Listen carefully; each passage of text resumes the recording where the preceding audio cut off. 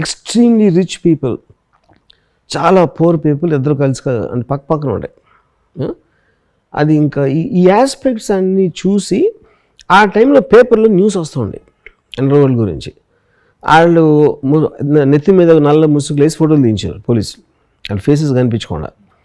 వాళ్ళ చేతులు చూస్తే సన్నగా ఉంటారు, అంటే వాళ్ళు ఏదో మన సినిమాల్లో చూసినట్టు పెద్ద రౌడీలాగా పెద్ద ఛాతీ వేసుకుని కండలు తిరిగిన వాళ్ళు ఎవరు లేరు అక్కడ. అది నేను ఒక్కటి గమనించాను. రెండోది, అప్పుడు గుల్షన్ కుమార్ అని చాలా ఫేమస్ ఆడియో కింగ్, అతన్ని చంపేశారు అండర్వర్ల్డ్. అప్పుడు ఆ న్యూస్ వచ్చినప్పుడు నేను నా రంగిలా ప్రొడ్యూసర్ జమ్మూ సుగంధ్ ఇంట్లో ఉన్నా.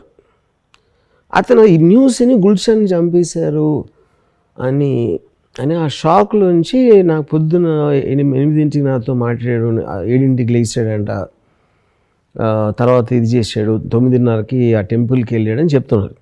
నాకు ఒక ఫన్నీ థాట్ ఏమొచ్చిందంటే, గుల్షన్ కుమార్ 7ంటికి లెగిస్తే చంపినోడు 8ంటికి లెగిసి ఉంటాడని.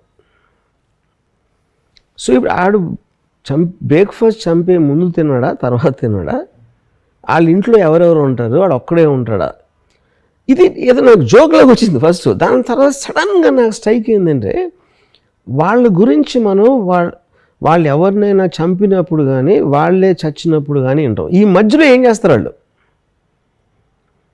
వాళ్ళు కూడా బాంబేలో తిరుగుతారు, వాళ్ళు కూడా ఫ్లాట్లో ఉంటారు ఎక్కడో 100%. సో వాళ్ళు వెనకాల ఉన్న మనుషుల్ని పట్టుకోవాలి అని థాట్ ఫస్ట్ నాది. అది సత్యాకి వచ్చింది. స్టోరీ ఏమి లేదు అప్పుడు ఆ టైంలో.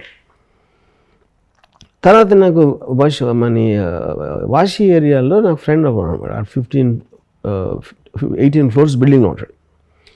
ఆడొకసారి చెప్పాడు, నాకు అప్పుడప్పుడు నేను ఒకరిని కలుస్తూ ఉండేవాడిని, నా ఫ్లాట్ నుంచి వస్తా లిఫ్ట్లో, ఆడ పైన ఎక్కడ ఉంటాడు, హాయ్ అని చెప్పి హ్యాపీ న్యూ ఇయర్ అని చెప్పి ఇలాంటివి 2-3 జరిగినాయి.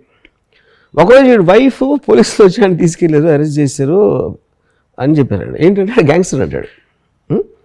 సో ఇప్పుడు ఏంటి, బాంబేలో ఫ్లాట్ కల్చర్లో ఎవరికి తెలియదు. మీ 20 ఏళ్ళ దాని బిల్డింగ్లో ఉండొచ్చు, కానీ మీ పక్క నైబర్ పైన అపార్ట్మెంట్ కూడా తెలియదు, కింద కూడా తెలియదు. యూనో, అది ప్లాట్ లైన్లోకి తీసుకున్నాను. అది ఊర్మిళకి చక్రవర్తికి ఉన్న రిలేషన్షిప్ అక్కడి నుంచి తీశాను.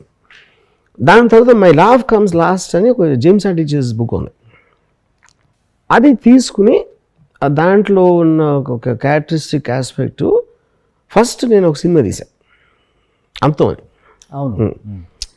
అంతం ఫ్లాప్ అయింది. కానీ అది నేను చూసి ఎందుకు ఫ్లాప్ అయింది, మళ్ళీ బుక్ చదివి నేను ఏం చేశాను అని కొంచెం ఇంట్రోస్పెక్షన్ చేసుకుని మళ్ళీ సత్య తీశాను అదే కథతో. ఏంటి మెయిన్ కథ, హీరో ఒక గ్యాంగ్స్టరు ఆడొక అమ్మాయితో లవ్లో పడతాడు. ఆ అమ్మాయికి గ్యాంగ్స్టర్ అని తెలియదు. ఈ దాంట్లోంచి వచ్చేద్దాం అనుకున్న టైంకి టూ లేట్ అవుతుంది. సేమ్ అంతం కదా సత్య కథ సేమ్. ఈ రెండు కూడా మై లవ్ కమ్స్ లాస్ట్లోంచి తీసుకున్నాను కదా. ఇప్పుడు ఈ లక్ష్మీ ఎన్టీఆర్, కమ్మరాజ్యంలో కడపరెడ్లు ఇవన్నీ ఎందుకు సెన్సేషన్ చేయడానికి చేస్తారా, సెన్సేషన్ కావాలని చేస్తారా? ఇప్పుడు సినిమా అంటేనే సెన్సేషన్.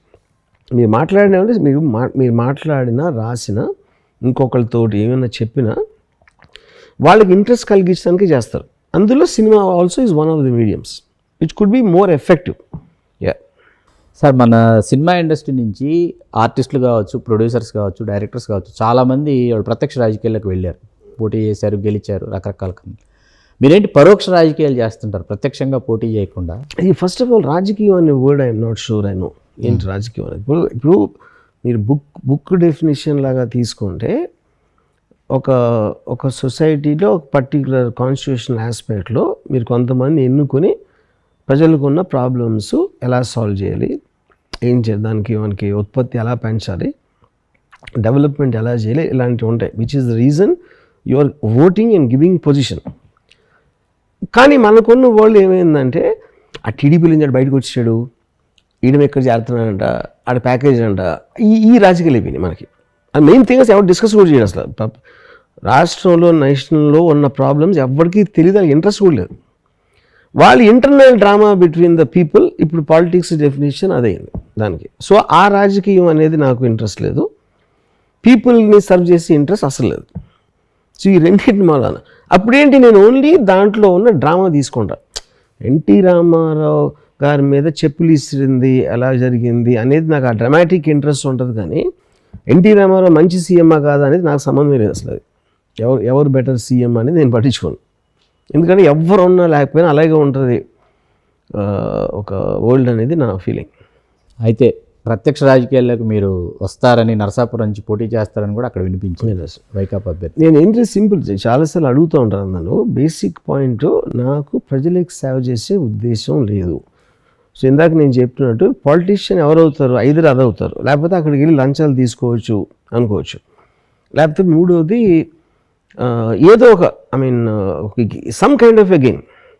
నాకు నా టైంకి నేను చాలా వాల్యూ వస్తాను. నేను నచ్చిన వాళ్ళతోనే నేను కూర్చుంటాను. నేను మా మాటలు అర్థం అవుతాయి అనుకుంటే వాళ్ళతోనే కూర్చుంటాను, లేకపోతే నేను ఏదో సినిమా తీసుకుంటాను, లేకపోతే పాన్ చూస్తాను, లేకపోతే డాక్యుమెంటరీస్ చూస్తాను.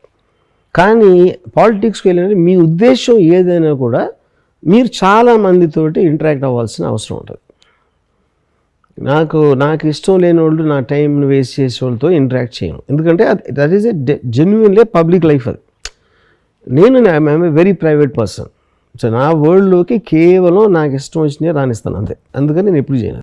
మీ సినిమాల్లో కూడా అన్ని శైలులు ఉంటాయి, ఏ శైలి ఉండదని మీరే నిర్ధారించారు. మరి అన్ని శైలులు ఉండి ఏ శైలి లేని మీరు రంగీలా సినిమా చూస్తే సీతామహాలక్ష్మి గుర్తొస్తుంది. ఎందుకు గుర్తొస్తుంది? కాపీ కొట్టారా? ఫస్ట్ ఆఫ్ ఆల్ మనిషి అన్నవాడు బ్లాంక్ మైండ్తో పుడతాడు. తర్వాత వాడుకున్న పరిస్థితులు బట్టి ఏ ఫ్యామిలీలో పుట్టాడు, ఎక్కడ పుట్టాడు, లేకపోతే అతను చదివిన పుస్తకాలు, చూసిన సినిమాలు, కలిసిన వ్యక్తులు, భిన్న అభిప్రాయాలు అబ్జర్వ్ చేసి అనలైజ్ చేసిన ఇవన్నీ కలిపి ఆడ ఒక పర్సనాలిటీ ఏర్పడుతుంది. దాంట్లో 100% నాకు గాడ్ ఫాదర్ అవ్వచ్చు. రంగీలాకి basic point sound of music. యాక్చువల్గా sound of music first film నేను కాన్ఫ్లిక్ట్ సినిమా అని చెప్తాను. ఎందుకంటే విలన్ లేడు దాంట్లో, అందరూ మంచివాళ్ళే. కానీ సిచ్యువేషన్లో కాన్ఫ్లిక్ట్లో ఒక లవ్ స్టోరీ అనేది ఫస్ట్ టైం నేను చూసింది సౌండ్ ఆఫ్ మ్యూజిక్లో. అది సీతామహాలక్ష్మి కాదు, అండ్ ఎనీథింగ్. కేవలం అమ్మాయి స్టార్ అవ్వాలి అని అనుకున్న పాయింట్ పెట్టాను, but that is not the point of the film. అప్పుడు స్టార్ ఈజ్ బాండ్ నుంచి 1940s నుంచి వస్తున్నాయి సినిమాలు హాలీవుడ్లో. నేను మేజర్గా ఇన్ఫ్లుయెన్స్ అయింది Hollywood films and novels. Second, maximum Indian ఫిల్మ్స్లో షోలే ఒకటి, and then probably Shyam Benegal film Kalyug, Govind Nihalani cinema Ardh Satya, Balachandra గారి సినిమా, కే బాలచందర్ అట్లీస్ట్ ఇది కథ కాదు, గుప్పెడి మనసు, ఇలాంటి in Telugu maybe 1 or 2 Dasanarayana గారి సినిమాలు కూడా, ఎక్సెప్ట్ ఫర్ దట్ నథింగ్. వ్యూహం రచించబోతున్నారు, ఎలా ఉండబోతుంది వ్యూహం?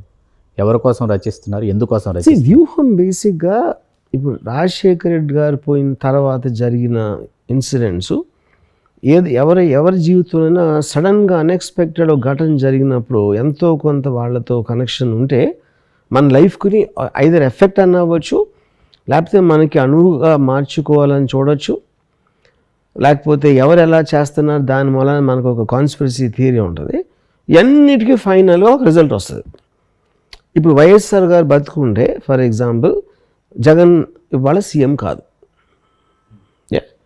ఇంకా నాకు తెలిసి మేబీ 20 years అవ్వచ్చు. వైఎస్ఆర్ గారు extremely healthy man, young person, కానీ ఆ హెలికాప్టర్ క్రాష్ వల్ల మొత్తం మారిపోయింది, రాజకీయాలు మారిపోయినాయి, ఎవరితో ఉంటారు అంతకుముందు ఇవన్నీ ఈ ఘటనల్ని ఒక డ్రామాటిక్గా క్యాప్చర్ చేయటం అనేది నా ఉద్దేశం వ్యూహంలో.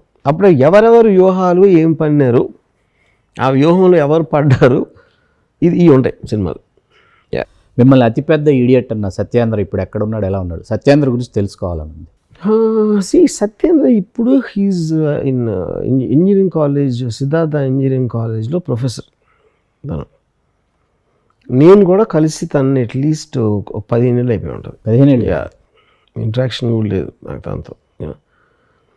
So but definitely I would like to believe he'll be the top 5 to 6 people who influenced me in my life. అంటే కలిసి కూడా I'm including Ayn Rand and all that. అంటే మీరు ఎప్పుడైనా మీ లైఫ్లో వెనక్కి తిరిగి చూసుకుంటే మీకు వ్యక్తులే గుర్తుంటారు. ఆ పర్టికులర్ వ్యక్తి లేకపోతే మీ జీవితంలో ఎంతో కొంత వెలితి వస్తుంది మీ లైఫ్లో. అంటే ఆ వెలితి నాలెడ్జ్ పరంగా అవసరం లేదు. అది ఐన్ ర్యాండ్ అవ్వచ్చు, సత్యేంద్ర అవ్వచ్చు, బ్రూస్లీ అవ్వచ్చు, శ్రీదేవి గారు అవ్వచ్చు, anybody in any sphere of the thing. Subscribe subscribe RTV RTV Telugu RTV Telugu